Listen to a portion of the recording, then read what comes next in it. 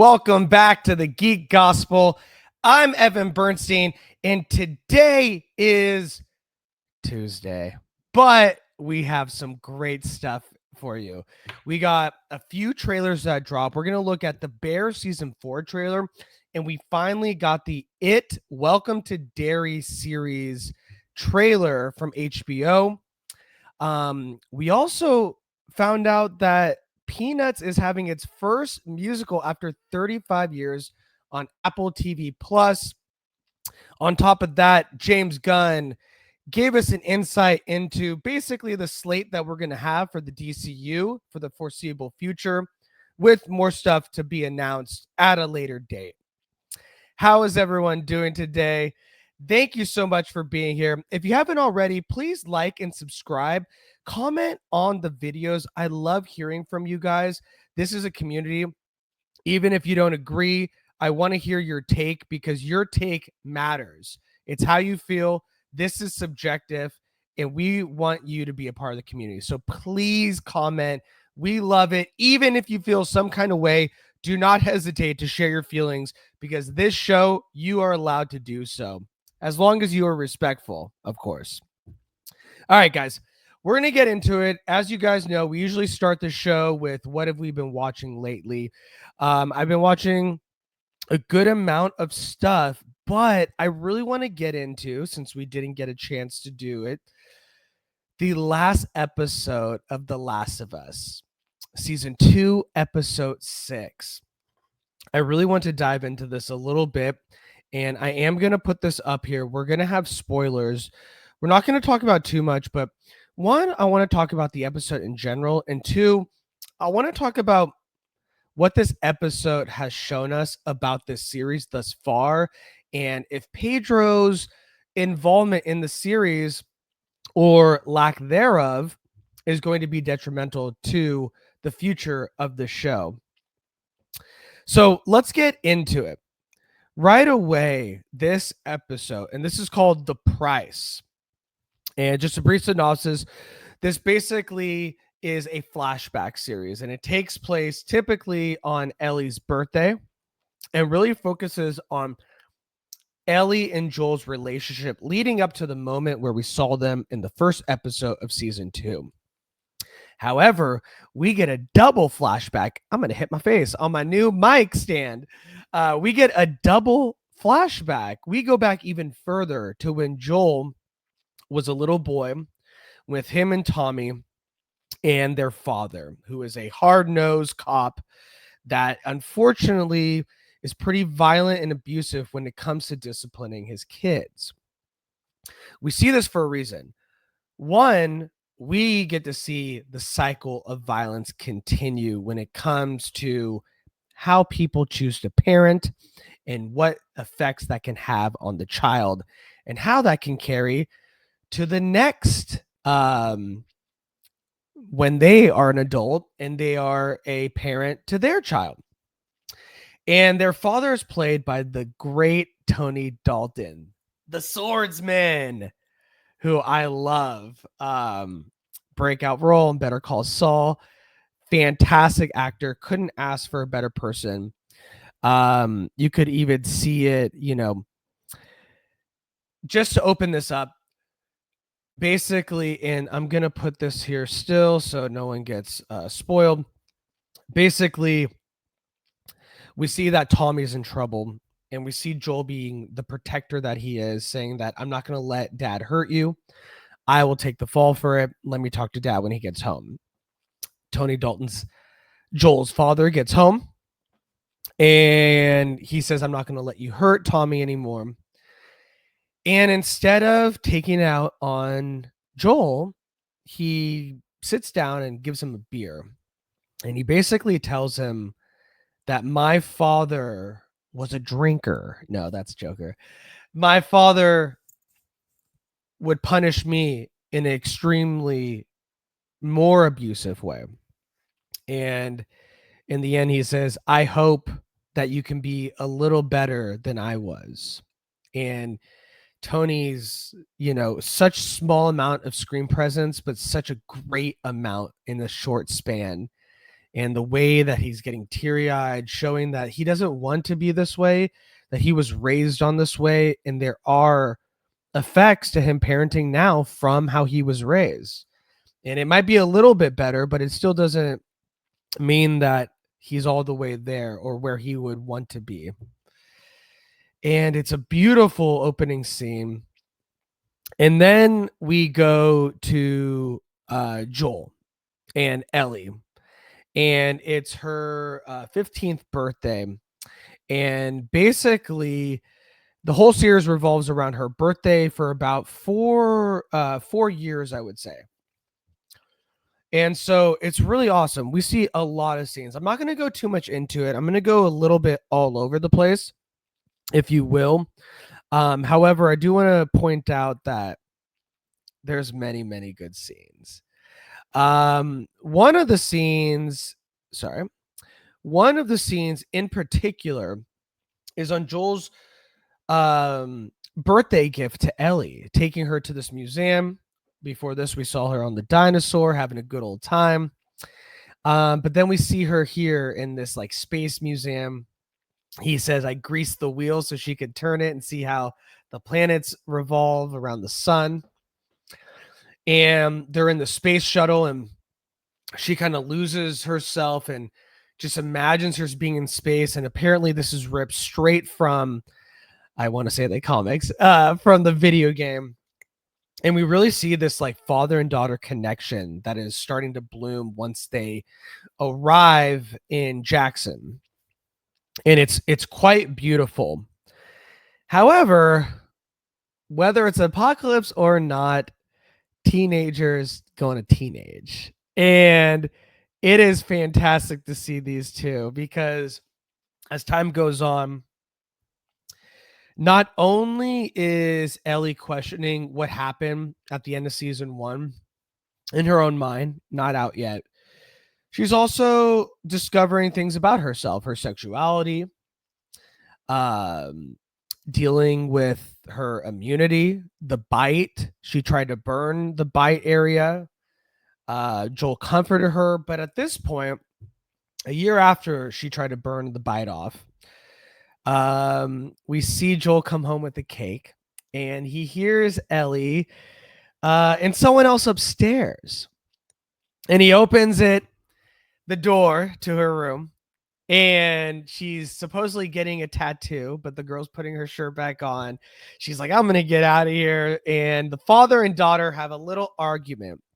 And he says, geez, tattoo, sex, this, that. I'm getting all the teenage stuff at once. And it's quite beautiful, but we are seeing the separation start between the two. Not just because of the lie, but also just because, teenagers don't get along with their parents as much as they would before or after they're an adult. And so it's just quite beautiful to see every birthday, they're getting closer in a way, because this is very father-daughter interactions. Finding someone hooking up in the room, getting a tattoo without their, acknowledgement. All this stuff. And then you got to realize in this world, we don't live in a normal world. We live in the apocalypse where you could die the next day. She's kind of like telling him that, and he's like, okay, like, let me take a look at that tattoo. He's like, it's not bad. It's kind of better than, the moth that I did on your guitar that I gifted you a couple years back. Excuse me. And so it's really cool. And then I want to get to the nitty gritty stuff. So we finally meet Eugene, the husband of Catherine O'Hara's character, Gail. And we see that, first off, Ellie is not really allowed to go out and patrol until she's about 19. And then Joel's like, you know what? I'm going to let you go with me. Like, we're going to go out and do this. And they come across Joey Pantoliano, one of the greats, Sopranos. This poor man always dies in HBO series, unfortunately. And we find out that Joey is bit. And he says, let me see my wife. Like, I'm not shaking. Ellie gives her the hand test. I have about an hour. We can get back before then. And I want to say goodbye. And I want to hear her last words to me. She's a therapist. She's been my therapist, my rock. And Joel doesn't want to do it at first. And Ellie's like, convinces him to do it. And he's like, go get the horses. I'll watch him and then we'll go. She's like, promise me that you won't hurt him and we will take him back. And he promises. Unfortunately, Joel is Joel and takes him out to a beautiful scenery. And he plays it so well. Joey Pants, man, one of the great character actors. He is incredible. He was even on How to Make It in America randomly. As like some artist. Like he is so good. I love him. And I love the part when Joel's like, yeah, like, let me know what you want me to say to her. He's like, it's not about what I want to say to her. It's about what I want her to say to me. Like, you don't understand our relationship. This has nothing to do with you. You're just here. Like, let me say goodbye and let her say goodbye to me. It's so powerful and it's so beautiful. The mountains and him facing the other way. And Joel shoots him in the back of the head. Dun-dun-dun. And unfortunately, after that, oh man, Ellie gets there and he lied to her. And instead of saying you lied to me or you broke a promise, she says you swore. And it harkens back to in the end of season 1 when he swore to Ellie that he did not hurt the Fireflies, that this is how it happened and they had to get out of there and there was something like that. But she's not talking about lying about Eugene getting killed. She's talking about you swore to me. And if you're lying about this, I guarantee you're lying about what happened at the end of season 1. And at this point, Ellie has had it. And so when they get back, Joel has to tell Gail what happened. And he basically says it was too late by the time we got there. Like, we had to put him down. And she's hugging Joel. And then Ellie says, no, that's a lie. That's not how it happened. He could have come and said goodbye. Joel killed him. At this point, she's done placating to her father for his BS and calls him out on his shit. And she looks at Joel with disgust, and this kind of tells us why she acts this way in the future episodes that we saw where she hates Joel. And it also shows why in the future episodes Joel and Ellie have a very contentious relationship. And so this episode brings us all the way through to that scene at the end of episode 1 after the argument with Seth, where he pushes Seth down after he's being a bigoted piece of shit when Ellie and Dean are dancing. And he's on the porch playing the guitar. A lot of musical connections, musical elements, teaching Ellie to play. And in that scene in the first episode, we see Ellie watching from afar, and we see her just walk straight to the garage where her room is, where she moved out to. However, in this episode, we see her come back. And basically, she gets him to tell her everything. And Pedro, man, time and time again, why is this guy so famous? Why is he everywhere that we see? Because of this right here. Because he is an incredible actor. His eyes say it all. It's so reminiscent of Tony Dalton in the beginning getting teary-eyed himself. It is so beautiful. The episode, the bookends of the episode, the cycles of violence between generations of families, of parents and their kids. It's incredible. And Ellie says something. Ellie says, I don't think I can forgive you, but I want to try. No, I'm just kidding. But it's storytelling at its finest. It's what we've been waiting for, and it was incredible. And then we're back to the future, back to the future, back to the future with Ellie, and that's it.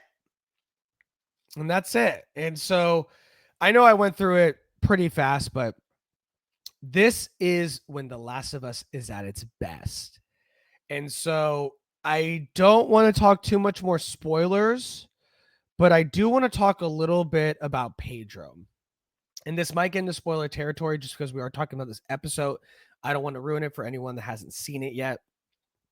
I do want to go change my banner. Does The Last of Us have a Pedro problem? And what I mean by that is you can look at IMDb, man. The first two episodes, 7.4, 9.3, then Joel passes. 6.9, 6.3, 7.5, then Joel's back in it in a flashback, 8.8. It seems like the fans only like the show when Joel, Pedro Pascal, is in it. And so does this give us an insight into the issues that season 3 might have moving forward without Pedro? It could definitely. And it scares me because, as we've talked about in the past, there has been episodes in the previous season without Joel that have been really good. And so the hope is that they've laid the foundation here with Ellie and Dina's relationship, with the stuff happening at Jackson, with Catherine O'Hara, Tommy's character, his family, to the little bits that we got of, oh man, I want to say it. Why is Ellie and Abby's name so similar? But with Abby as well, the sprinkles that we've got from her. So I don't know. I'm not saying that this is a failure without Pedro. I'm just seeing a pattern from the audience of how they feel. I feel a little bit myself. I'm not a big Bella Ramsey hater. I think she's fantastic in this role. So I leave the question to you. What do you think? Do you think that The Last of Us can last without Pedro? Do you think that the episodes that are good are only good because Pedro Pascal's Joel is in them and he elevates the show? I want to hear from you guys. I want to know what you think. And I want to start a discussion because I'm so curious. And who knows? The show might come back in season 3 and blow us away with scenes that have Joel not in it at all. That's the hope. We see the great writing is there. We see what they can do when Joel's not in it, but we see how great it is when he is in it. So let me know what you think. Drop a comment below. All right, guys. With that down, let's get into some trailers. It's trailer day. Trailer day. That song is not gonna catch on. For the first trailer, trademark that song, by the way. That's gonna catch on.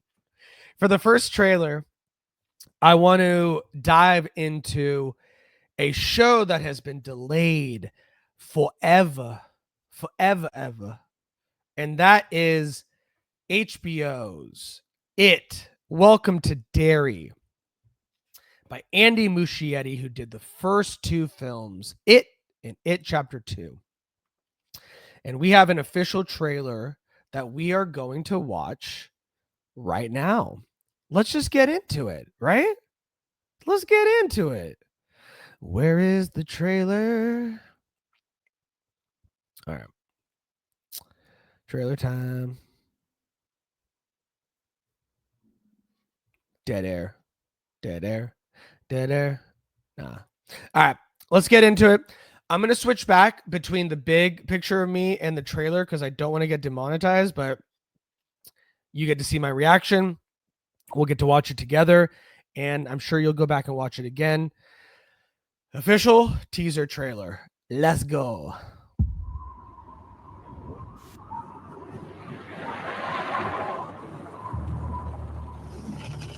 Harry. You poor thing. Get in before you catch your death of cold. Now you just tell us where home is. We'll get you back to your parents safe and sound, okay? Anywhere but Derry.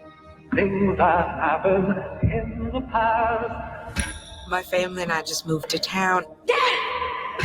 Oh! Hey, baby.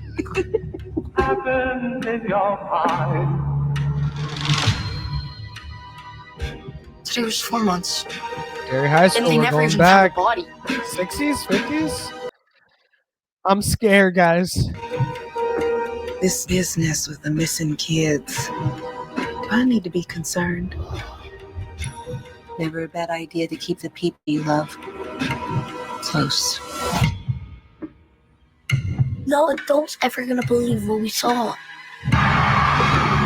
No Pennywise, but you get There's a history the of stuff like this happening in feeling of Derry. him there. You get some You kids creepy keep ass your noses smiles. out of police business. Is this Smile the series? I heard voices. In the pipes. We know who lives in the pipes, right?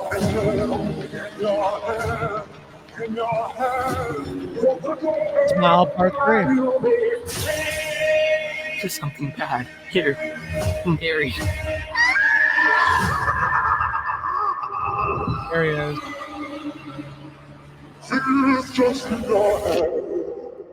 And we get the HBO Max. We back to HBO Max.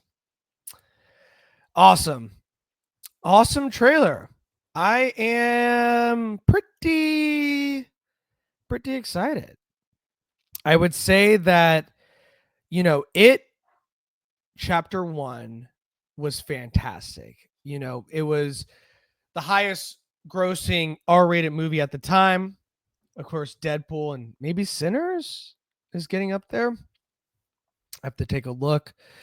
But it was incredible. Chapter 2 left some things to be desired, but still great imagery. Andy Muschietti does such a good job of telling these stories. And so we finally get a teaser trailer because I believe the show is supposed to drop in 2024. And it's taken us quite a long journey to get there.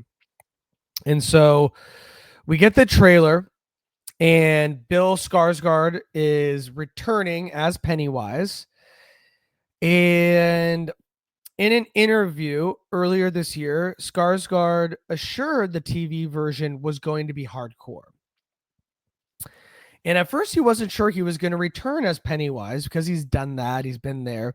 But he says, I felt like I was done with it, Skarsgård explained. And this comes to us from Hollywood Reporter. Also, because I was shooting Nosferatu, it just felt like, okay, this is the nail in the coffin. I see what you did there on monster roles. But it's Barbara and Andy, and I love them, and I enjoyed it more than I thought I would. We got to explore different sides of old Pennywise. There's some cool stuff in there that we haven't seen.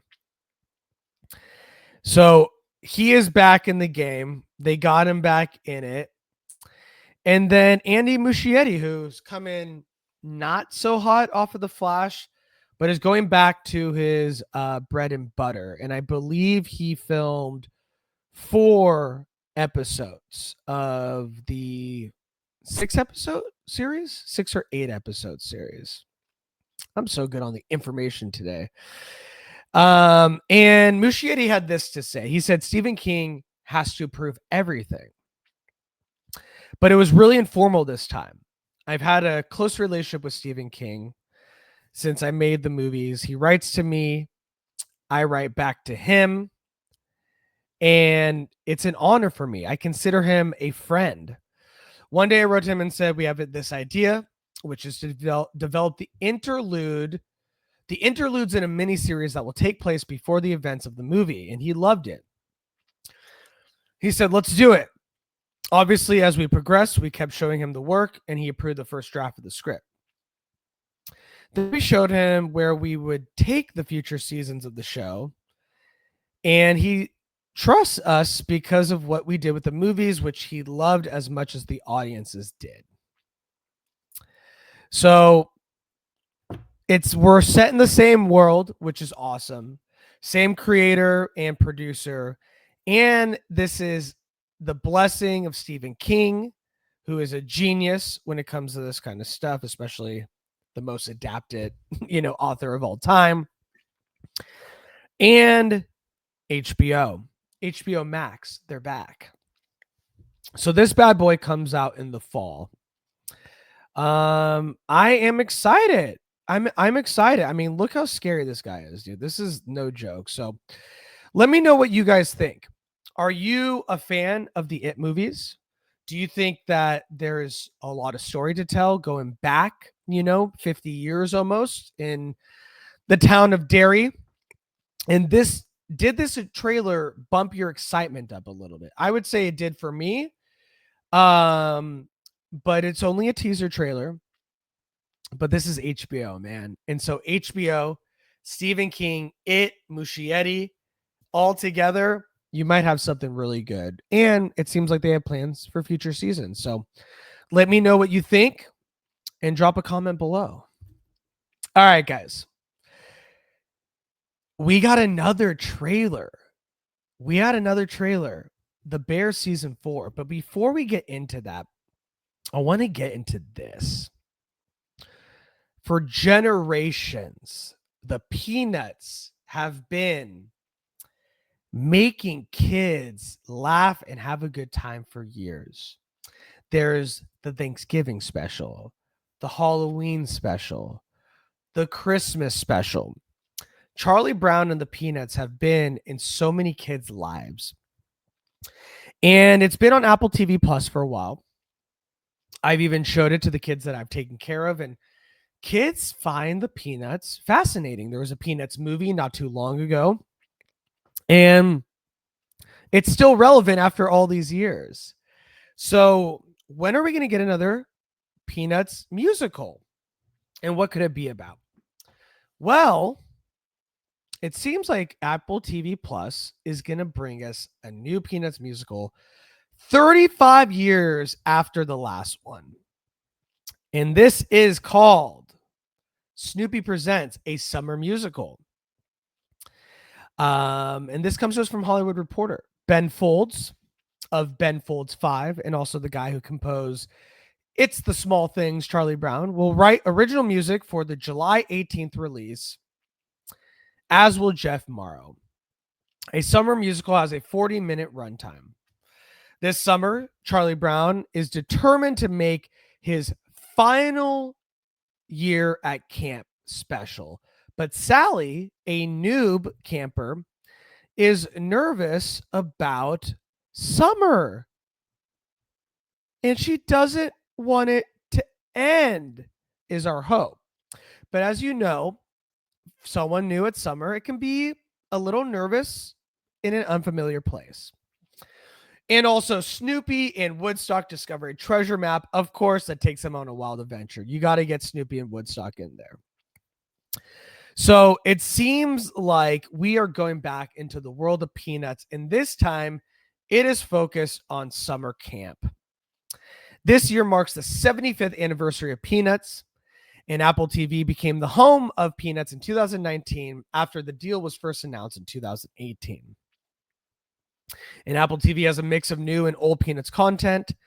There's Camp Snoopy, The Snoopy Show, Snoopy in Space, Lucy's School, among many, many others. So it seems like we are finally falling back into tradition of getting a Peanuts movie focused on a special time in a kid's life, that being summer camp. So is this big news?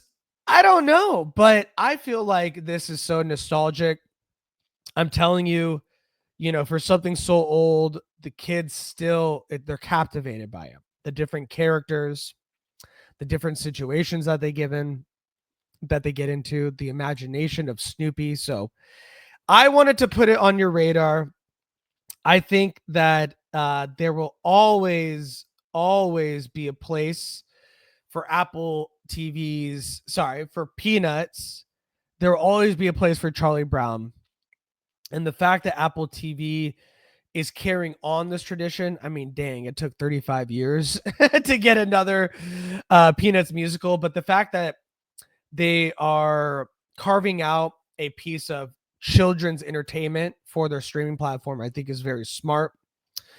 I think Peanuts is very nostalgic, and I'm excited. I'll check it out. I think it's heartwarming, and I think it's a great opportunity for a new generation to get into Charlie Brown and the Peanuts. So I'm saying Peanuts way too much.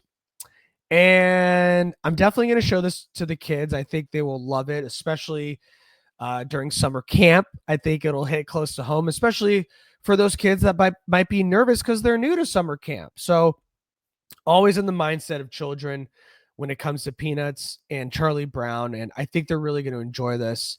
And I'm so excited for a new generation of kids to enjoy Charlie Brown and his gang. So let me know what you guys think. Are you a fan of Charlie Brown? Do you think that he's a clown? And are you happy about Apple TV Plus carving out content, not just for adults, but making it more robust, which we talked about Disney Plus needs to fall in line and do the same. So let me know what you think. You a Charlie Brown guy? You excited? Let me know. Drop a comment below. All right, guys. As promised, we got another trailer for you. We got The Bear Season 4. And I want to talk a little bit about The Bear before we get into this. The Bear Season 4, when The Bear came out, it took the world by storm. It put this actor on the map, this little known actor, Jeremy Allen White. It put Ayo Edebiri on the map, and it set the awards on fire in the comedy category. Interesting. It also came out with popular phrases like "Yes, chef," and gave us a lot of anxiety while watching it, and also when we take to the kitchen. However, it is a phenomenon. However you feel about season 3, I didn't love it in particular. Thought there were some great scenes. The napkin scene in particular, if you've seen the series, was phenomenal. And every scene that John Bernthal's in is absolutely amazing. But it seemed like it was kind of a part 1 of a part 2 of this season 3 story. So I'm very happy that we're getting into it. And this is the first time I'm watching the trailer. I waited to watch with you guys, so I want to get into it. So let's take a watch. Don't demonetize me. People go to restaurants to be taken care of, to relax, to not have to think about anything else for a minute. That clock is telling you how much money we have left. When that shows 0, this restaurant needs to cease operations. Okay, buongiorno tutti. It's hard and it's brutal, and that's what makes it special. I'm fired up, ready to go. I'm saying. Showtime! I get it, chaos and turmoil, but it's a problem when you're letting it fuel you Characters, and man. fuel the food. Characters drive the show. We need to How did I not mention Eben Boss Macra? The offerings were Substantially different on each visit. Consistency seems to be the weak link here. I'm getting anxiety. I need to just breathe. Look, we could do this. We could take care of people. We The can make it music calm. drops. We You can get make it the delicious. chills. We can make people happy. I don't want you to hide from things just because you can. Phenomenal. Hi, Bear.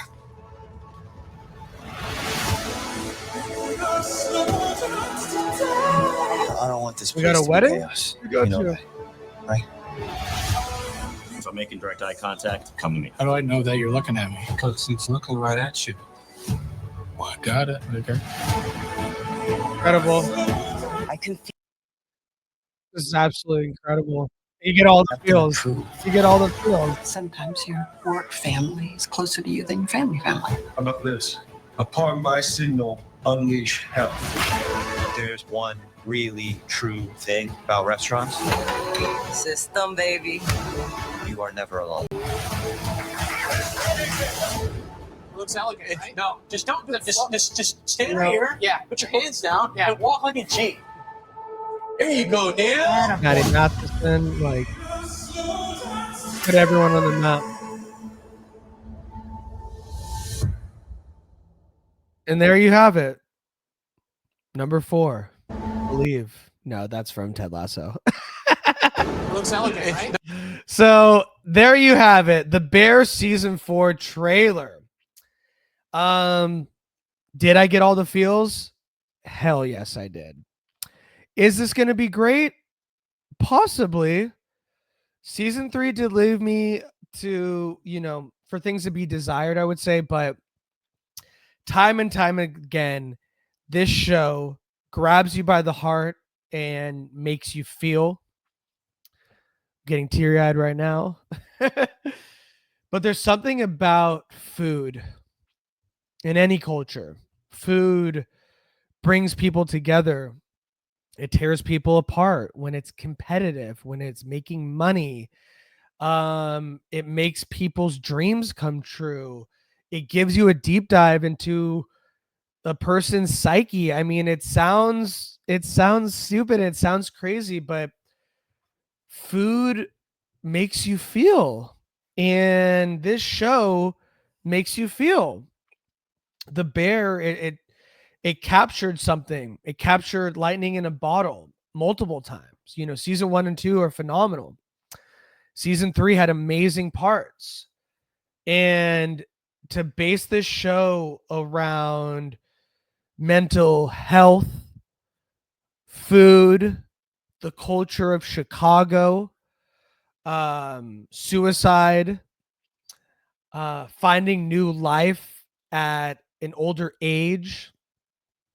There's so many multifaceted things that this show represents to so many different people. And so I think this show is incredible.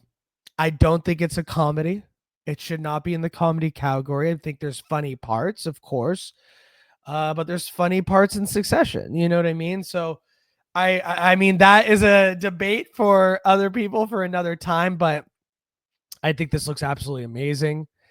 I cannot wait. This drops, I believe, June 20th. It drops all episodes as well, which I cannot wait. And it's won 10 Emmys for its first season alone. So this bad boy just keeps on winning. And yeah, I can't wait. So let me know what you guys think. Are you fans of The Bear? Have you loved every season? Are you like me and it kind of, left a few things to be desired in season 3 and you're happy we kind of get some closure from things that were left over? Drop a comment below. Let me know what you think and share your thoughts. Awesome. Let's get into this. This is our last topic. So, as you know, DCU is ramping up. We got Superman less than 2 months away. We got Supergirl in the can, done filming. We got Green Lanterns probably almost done filming as well. We've seen a lot of stuff with that. And so we have a slate. We know that, Sergeant Rock kind of fell by the wayside. We know Clayface isn't happening or is, we don't know. But James Gunn wanted to clear some things. So this comes to us from Screen Rant. And they say that new clarifications about the DCU universe timeline are revealed by James Gunn, as well as a better idea for the release slate in 2026.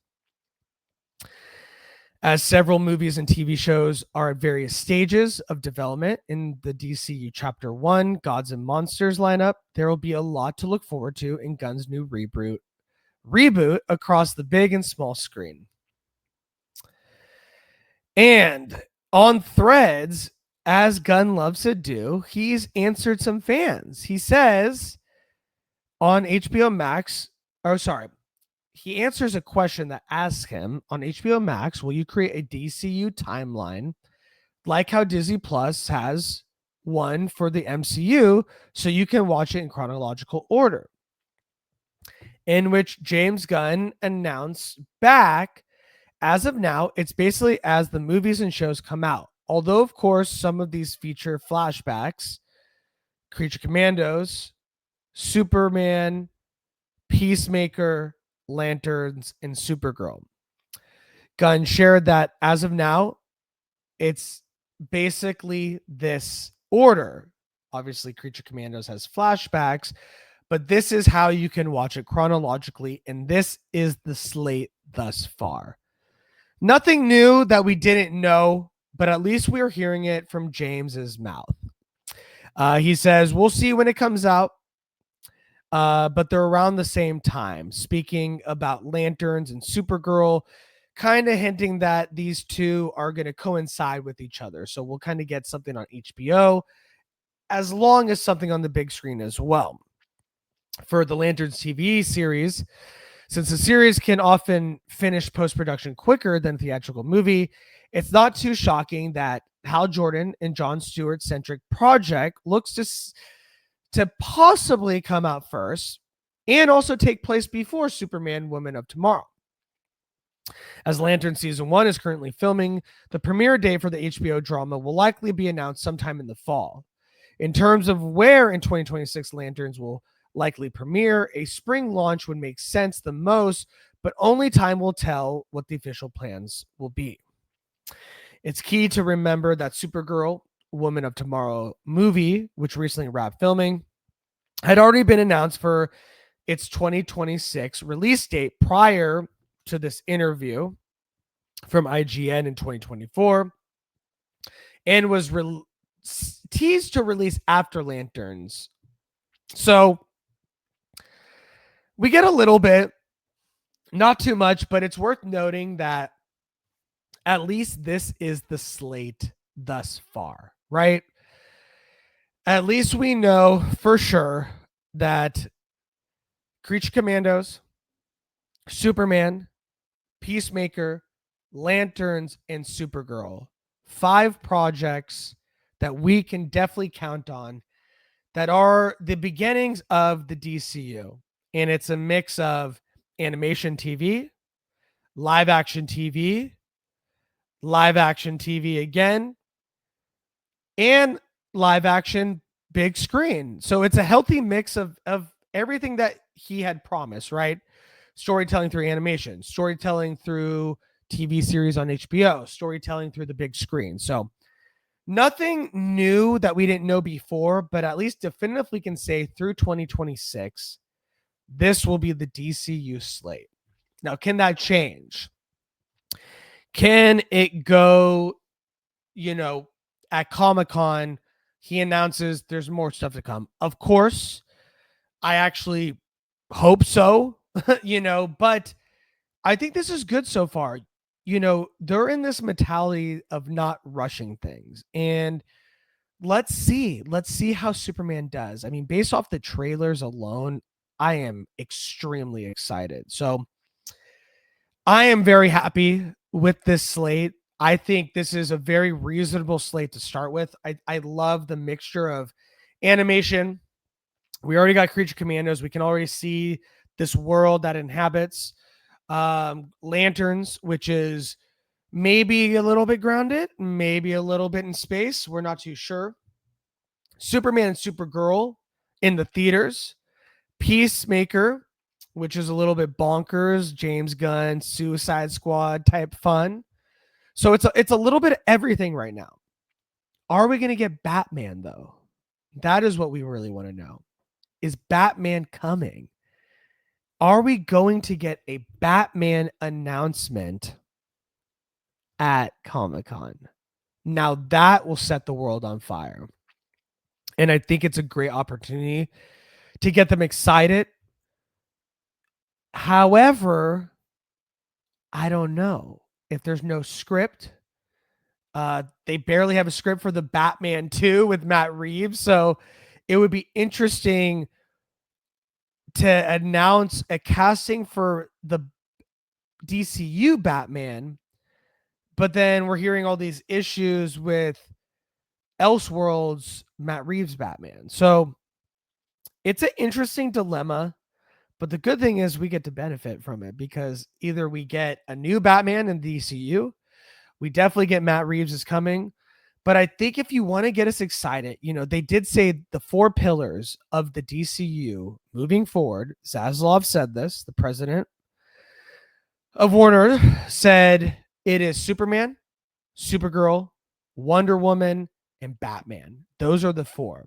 We have 2 announced, and we have 2 that we need to know who's coming. If they announce Wonder Woman and Batman at Comic-Con, you set the world on fire. You just won. I don't see Marvel beating it. Those are huge, huge shoes to fill. And depending on the actors that they get, you could really, really do some damage at Comic-Con and have everyone talking about it. Especially because Comic-Con's coming hot off the heels of Superman being in the theaters. And so if that's a big hit, you keep it steamrolling and you announce that, I think you're in for a big treat. Doesn't mean they have to.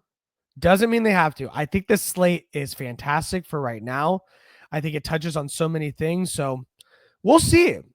But what do you guys think? Do you think that this slate is enough? Is it enough to excite you? Is it enough to generate buzz about the new DCU and get you excited about what's to come?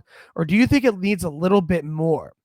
Do you think it needs a Batman, a Wonder Woman announcement, something to get our juices flowing even more than they already are? So that sounded dirtier than normal. Let me know what you think.